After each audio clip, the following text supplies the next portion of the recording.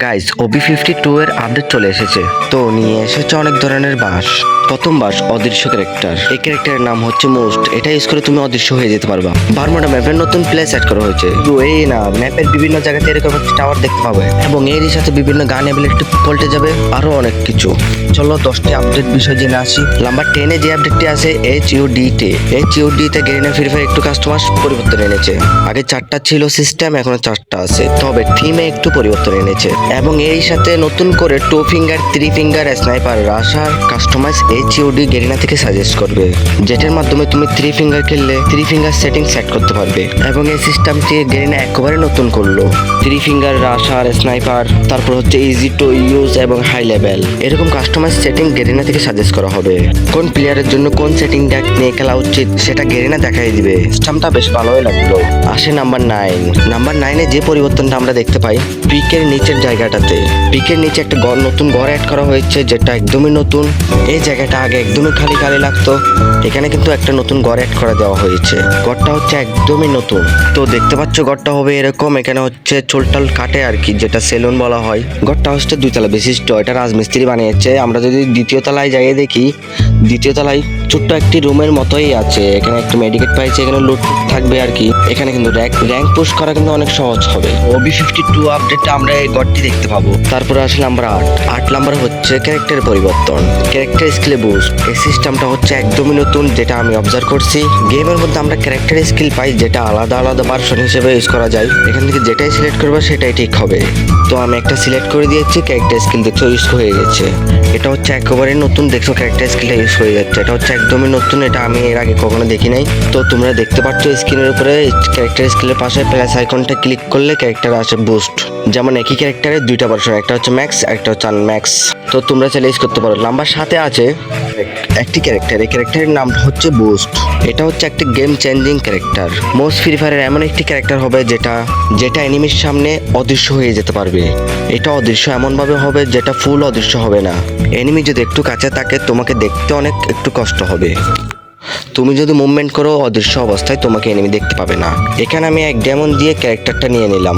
এটা হবে একটা অ্যাক্টিভ স্কিল। এটা হচ্ছে একটা গেমের 12টা বাজে দিবে এরকম একটা ক্যারেক্টার আসতে চলছে। তো আমরা যদি ক্যারেক্টারের স্কিলটা ইউজ করি, একটা গোল চত্বরের মতো হয়ে যায়। গোল একটা সার্কেল হয়ে যায়। তো সার্কেলটার মধ্যে তুমি অদৃশ্য হয়ে থাকবে, কোনো এনিমি তোমাকে দেখবে না। তো তোমাকে 1 সেকেন্ডের জন্য দেখতে পাবে। যদি তোমাকে মারতে পারলো, আর না মারতে পারলো নাই, তুমি মেরে দিবে এনিমিকে। এই ক্যারেক্টার স্কিল অন থাকায় তুমি কোনো রকম ফায়ার করতে পারবে না।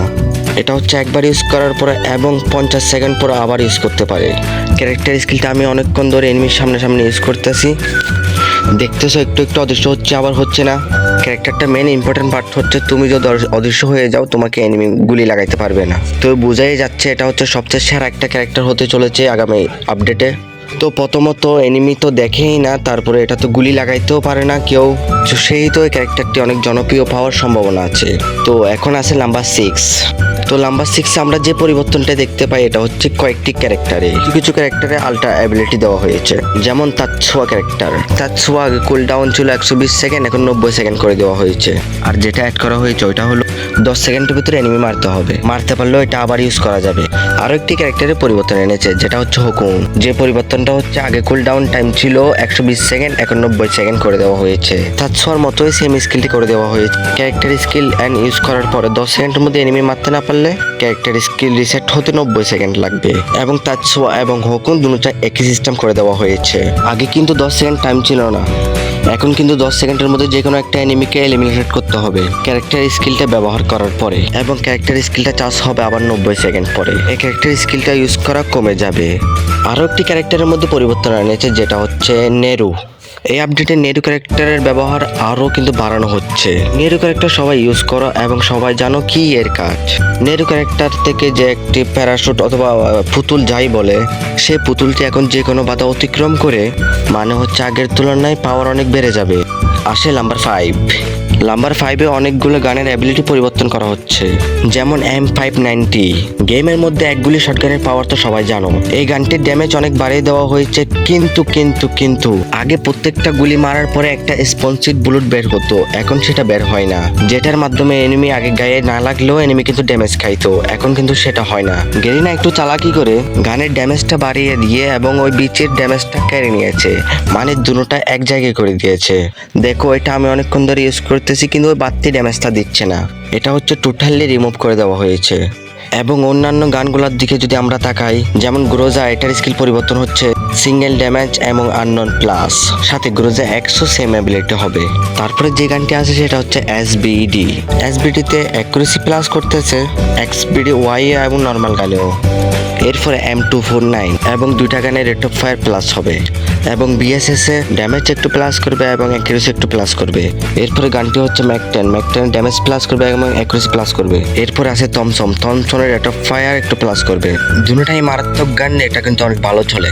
তারপরে আসে heal pistol, rate of fire একটু বাড়িয়েছে এবং ম্যাগাজিন একটু বাড়িয়েছে, ড্যামেজ এবং হিলিং পয়েন্ট একটু কমাই দিয়েছে। হিলিং গানের দুটোটাই সেম এবং ওয়াইটাও সেম। আসে নাম্বার 4 এ অনেক কিছু পরিবর্তন আসবে, যেটা আমাদের অ্যাডভান্স সার্ভার এখনো হয় নাই, আমাদেরকে মেসেজ দেওয়া হয়েছে। অ্যাডভান্স সার্ভারে আমরা মানে ক্যারেক্টার ছাড়া বড় কোনো পরিবর্তন দেখতে পাই নাই।